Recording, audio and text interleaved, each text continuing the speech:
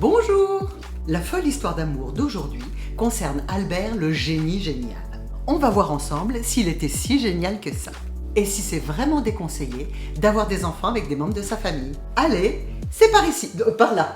C'est par là.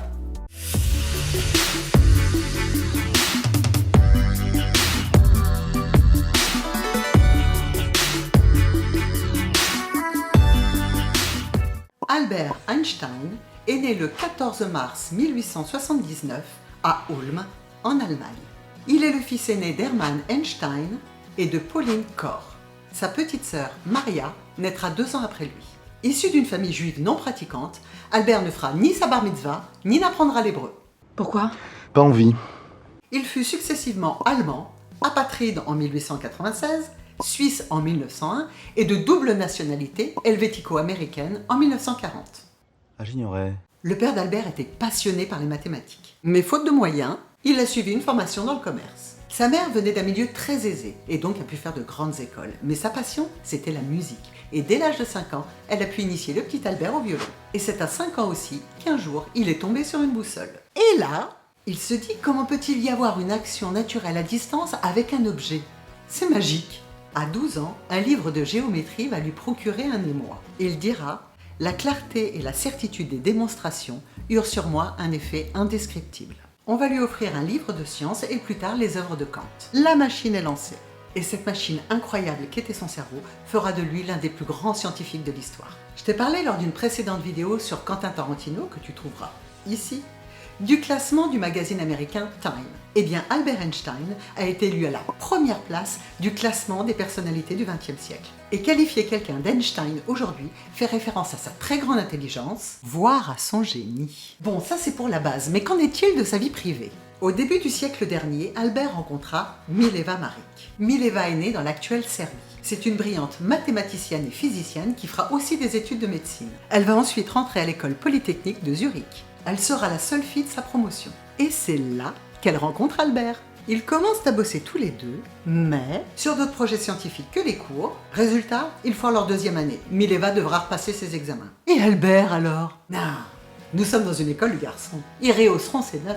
Après ça, Mileva va continuer des études encore plus pointues et rejoindra le groupe de chercheurs composé d'Albert et de ses 2 copains. La fameuse théorie de la relativité commence à prendre forme. Albert aimerait épouser Mileva, mais sa mère ne supporte absolument pas que son fils puisse épouser une étrangère. Je te rappelle qu'elle est serbe, pas juive, elle est orthodoxe et boite. Mileva était atteinte d'une maladie congénitale de la hanche. Quant à son père, pas de boulot, pas de mariage. Pas de mariage, pas de bague. Pas de bague, pas de pierre. Pas de pierre, pas de palais. Pas de palais. Pas de palais. En 1902, Mileva va accoucher d'une petite fille, Elisabeth. Déjà, cette grossesse va l'obliger à abandonner son doctorat. Mais surtout, le couple passera sous silence cette naissance. À cette époque, avoir un enfant hors mariage ne se fait pas, mais alors pas du tout. Pas du tout. À ce jour, personne ne sait avec exactitude si Elisabeth était déficiente mentale et si le couple l'avait cachée. Ben oui, parce que des années en arrière, avoir des enfants handicapés c'était considéré comme honteux. On ne sait pas non plus si elle est morte très jeune de la scarlatine ou si elle a été adoptée. En 1903, Albert ayant trouvé un emploi, son père donnera sa bénédiction sur son lit de mort pour qu'ils se marient. C'est ce qu'ils feront devant 2 témoins. De cette union naîtra Hans Albert en 1904 et Édouard en 1910. En 1905, Albert et Mileva vont publier 5 articles, dont 3 qui feront référence à l'aboutissement de la formule E égale MC2, qui fera sa renommée à lui. Ils y bossent tous les deux, mais les articles sont exclusivement signés de son nom. Parmi ces articles, un lui vaudra le prix Nobel en 1921. Étant de plus en plus reconnu, le physicien laisse à sa femme le soin d'éduquer leurs enfants. En 1912, Albert entame une liaison avec sa cousine Elsa Löwenthal. Cette relation va aboutir à la fin de son mariage avec Mileva en 1919.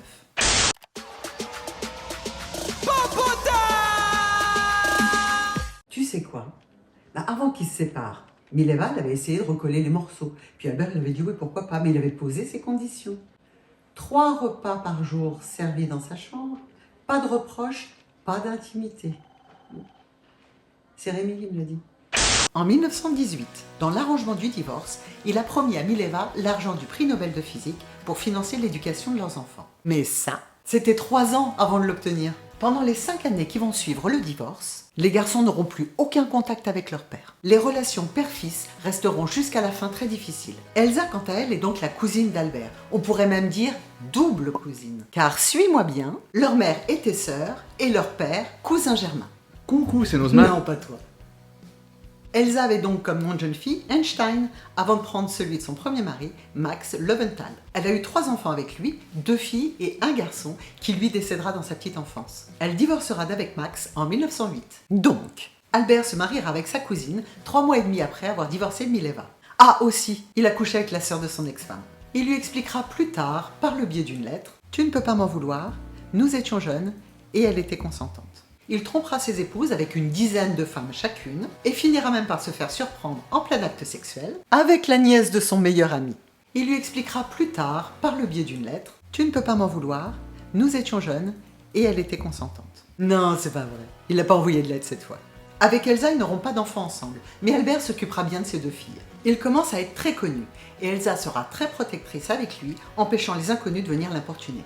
En 1929, Édouard, son cadet, est très bon élève et il entreprend des études de médecine. Il est passionné par les idées de Sigmund Freud. Il s'imagine psychiatre ou psychanalyste, mais pour Albert, c'est hors de question. Il a rencontré Freud, mais pour lui, il n'est qu'un charlatan. C'est la douche froide pour Édouard. Il va s'enfoncer dans la dépression et n'en sortira jamais. Il agresse son père dans ses lettres et devient violent, et notamment avec sa mère. En 1931, il est diagnostiqué schizophrène, interné plusieurs fois et soigné par électrochoc. Albert écrira plus tard à une connaissance que si son fils est malade, c'est que ça venait de la famille de son ex-femme. En 1933, apprenant que sa maison a été pillée par les nazis, il rend une dernière visite à Édouard qu'il ne reverra plus jamais et part émigrer avec Elsa aux États-Unis, à Princeton, dans le New Jersey. Albert aura alors plusieurs maîtresses, dont Margarita Konenkova, new-yorkaise, et peut-être bien espionne soviétique. En 1935, Elsa a de très gros problèmes de santé. Et le diagnostic n'étant pas encourageant, il va se plonger dans ses recherches pour échapper à l'agonie de sa femme. Elle décédera en 1936, Albert est inconsolable. Il ne se remariera pas mais aura différentes aventures. Et il mourra en avril 1955 d'une rupture d'anévrisme. Son souhait n'était pas d'offrir son corps à la science, mais d'être incinéré et que ses cendres soient éparpillées dans un endroit tenu secret. Malheureusement pour lui, à sa mort, le médecin légiste qui a pratiqué l'autopsie lui a volé son cerveau. Et l'ophtalmo les yeux. Bon, il a bien été incinéré et ses cendres ont été éparpillées dans un lieu secret. Elsa et Albert avaient l'air full in love. C'était peut-être dû au lien du sang. Après tout, c'était une Einstein elle aussi, et de souche qui plus est. Excuse-moi, est-ce que c'est légal en France de se marier entre cousins ? Ça dépend. En 2013 en France, le nombre de mariages consanguins est faible, moins de 5% des unions. Mais cette pratique est très développée dans certaines communautés. Au regard du droit français, au niveau familial, les seuls mariages qui sont autorisés sont les mariages entre cousins et cousines, entre beaux-frères et belles-sœurs, s'ils n'ont pas de lien de sang, entre oncles et nièces adoptives majeures, entre tantes et neveux adoptifs majeurs. J'ai encore une question. Oui, vas-y. Est-ce qu'on peut passer devant monsieur le curé ? Non, mais oui. Un mariage catholique entre cousins germains, Ça vous dit qu'on parle des... toujours pas, ne peut pas être célébré si on s'en tient au droit canonique. Ce sont les lois qui régissent l'Église chrétienne. Sauf dispense papale, qui vient du pape. Faut lui demander l'autorisation. Un évêque, ça passe aussi. Et c'est ok. C'est ok! C'est ce qu'a obtenu en 1967, et c'est une notoriété publique, notre ancienne députée des Yvelines, Christine Boutin, qui a épousé son cousin germain. C'est moi ou ça se réchauffe d'un coup? Ouais, peut-être qu'un jour on fera un feat ensemble. Mais c'est pas tout de suite. Ok. Mais par contre, promis, juste une dernière. Une dernière, hein? Est-ce que je risque d'avoir des enfants handicapés? Oui et non. La question qui se pose là concerne les risques de consanguinité. Et on sait que la consanguinité augmente le risque de malformations congénitales, de maladies génétiques et de mortalité infantile. Mais pourquoi? Tout est une histoire de patrimoine génétique et de chromosomes. Chacune de nos cellules renferme 46 chromosomes répartis en 23 paires. Toi comme moi, on possède alors tous les gènes en 2 exemplaires. Les uns qui viennent de ton père et les autres de ta mère. De nombreuses maladies génétiques proviennent d'un gène défectueux. Par exemple, si celui de la mère est porteur de la mucoviscidose, que l'on sait être une maladie génétique, il peut passer inaperçu et ne pas transmettre la maladie. Mais si les 2 gènes sont défectueux et du côté du père et du côté de la mère issus de la même famille, donc génétiquement proches, la maladie a alors plus de risques d'être transmise. Ça reste limité dans le cas des cousins-cousines, parce qu'on est sur le 4e degré, c'est-à-dire qu'ils n'ont que les grands-parents en commun. Pour te donner une idée, dans la revue scientifique de Lancet, publiée en 2013, et le professeur lyonnais de l'hôpital Necker le confirme aussi, si le risque de transmettre une maladie génétique génétique était à la base de 3% pour un couple lambda, celui-ci passe à 6% entre cousins. Et c'est la même chose pour les handicaps mentaux ou physiques. Il paraît que qui se ressemble s'assemble. Pour tempérer un peu tout ça, je te présente le professeur Robin Fox. Bonjour! Bonjour. C'est un professeur d'anthropologie à l'université de Rutgers aux États-Unis. Il nous explique qu'il est très probable que 80% de l'ensemble des mariages de l'histoire aient eu lieu entre seconds cousins, voire même plus proches. Au-delà de la science, cette question est aussi une question culturelle, philosophique et religieuse. En tout cas, ce que je te préconise afin d'avoir l'esprit tranquille et situé dans cette situation-là, c'est tout simplement de faire un test génétique afin de savoir s'il y a des incompatibilités génétiques. C'est juste une prise de sang, car bientôt, toujours selon le professeur lyonnais de l'hôpital Necker, avec ce dépistage, ils seront capables d'identifier 500 maladies génétiques en même temps. Donc, prends rendez-vous chez ton médecin traitant où il te donnera une information éclairée, c'est-à-dire qu'il va tout bien t'expliquer. Puis après quelques semaines, parce que c'est un labo spécialisé qui fait les recherches, tu auras les résultats et tu sauras exactement s'il pourrait y avoir des risques pour votre futur bébé. Et tu seras accompagné et conseillé. Et toi, t'es déjà tombé amoureux de ton cousin ou de ta cousine? Dis-nous ça en commentaire. Voilà! J'espère que cette vidéo t'a plu. Bis à tous!